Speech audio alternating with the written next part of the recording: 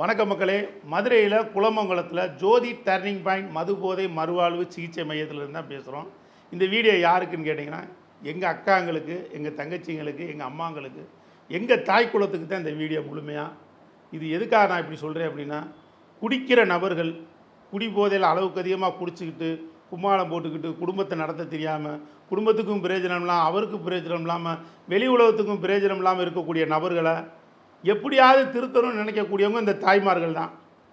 இந்த தாய்மார்கள் அவர் எக்கேடு கட்டு போகட்டும், நான் சொன்னால் கேட்க மாட்டாருன்னு சொல்லி விட்டுறாமல், தயவு செய்து உங்களை கையெடுத்து கும்புறேன், பாதம் தொட்டு கேட்டுக்கிறேன், இவருக்கு ஒரு முயற்சி பண்ணி அவருக்கு இந்த மதுபோதை மறுவாழ்வு மைய சிகிச்சை மையில் நீங்கள் சேர்த்தீங்க அப்படின்னா, ஒரு 3 மாதம், அதிகபட்சம் ஒரு 4 மாதத்தில் நாங்கள் அவரை சரி பண்ணி குடியில்லாத ஒரு மனிதராகவும், உங்கள் வாழ்க்கைக்கு உங்கள் பேச்சை கேட்கக்கூடிய கணவனாகவும், உங்கள் பேச்சை கேட்கக்கூடிய அண்ணன் தம்பியாகவும், உங்கள் பேச்சை கேட்கக்கூடிய பிள்ளையாகவும் மாற்றி ஒரு நல்ல வாழ்க்கைக்கு அவரை நாங்கள் திருப்பி விடுறதுக்கு தயாராக இருக்கோம்.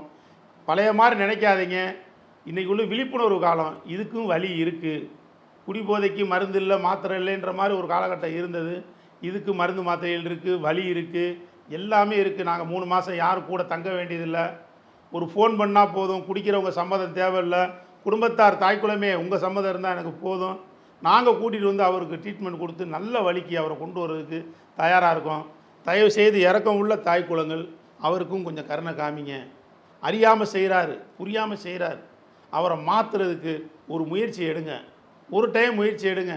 அவர் நல்லா வரட்டும், வாழ்க்கையே மாறிடும். அதை நல்லா தெரிஞ்சுக்குங்க. இவருக்கு தன்னை உணர்தல், நான் யார், தாய் தகப்பன்ட்ட எப்படி நடந்துக்கிறேன், என் மனைவி குழந்தைகள்கிட்ட நான் எப்படி நடந்துக்கிறேன், உற்றார் உறவினர்கிட்ட நான் எப்படி நடந்துக்கிறேன்றதை தெரியாமல் செய்கிறாது. அதையெல்லாம் புரிய வச்சு, அறிய வச்சு நாங்கள் வந்து அவரை சரி பண்ணுறதுக்கு தயாராக இருக்கோம். ஒரு குடியாரரை திருத்துறதுக்கு தண்டனையோ அறிகுறையோ வேலை செய்யாது. அவருக்கு மருத்துவமும் கவுன்சிலிங் தான் ஃபுல்லாக வேலை செய்யும். கூட யாரும் இருக்க வேண்டியதில்லை, நாங்களே பார்த்துக்குறோம். வர மறுத்தாருன்னா அவர் சம்மதம் தேவையில்லை. குடும்பத்தார் நீங்கள் சம்மதிச்சா போதும், நாங்கள் காரில் வந்து அழைச்சிட்டு வந்துடுவோம்.